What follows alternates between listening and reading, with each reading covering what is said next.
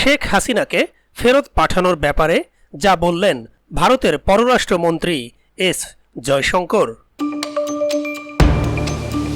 প্রিয় দর্শক, অনুরোধ রইল ভিডিওটিতে একটি লাইক দিয়ে আমাদের ইউটিউব চ্যানেলটি সাবস্ক্রাইব করে দিবেন এবং ভিডিওটি সম্পর্কে আপনার মূল্যবান মতামত কমেন্টস করে জানাবেন। গণ অভ্যুত্থানের পর থেকে ভারতে রয়েছেন বাংলাদেশের সাবেক প্রধানমন্ত্রী শেখ হাসিনা। তাকে ফেরত পাঠানোর প্রশ্নে কথা বলেছেন দেশটির পররাষ্ট্রমন্ত্রী এস জয়শঙ্কর।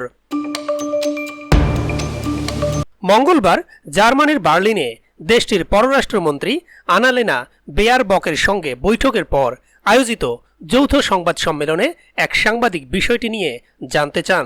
ওই সাংবাদিক বলেন, বাংলাদেশ সরকার বলছে তারা সাবেক প্রধানমন্ত্রী শেখ হাসিনার প্রত্যর্পণ চাইবে। ভারত কি এমন অনুরোধ বিবেচনা করবে? জবাবে ভারতের পররাষ্ট্রমন্ত্রী এস জয়শঙ্কর একটি অস্পষ্ট উত্তর দেন। উত্তরটি হলো এমন, আপনারা জানেন বাংলাদেশে সরকার পরিবর্তন হয়েছে। আমরা স্পষ্টতই এ সরকারের সঙ্গে কাজ করছি। আমরা কূটনৈতিক চ্যানেলের মাধ্যমে এটি করে থাকি, গণমাধ্যমে প্রকাশিত প্রতিবেদনের ভিত্তিতে নয়।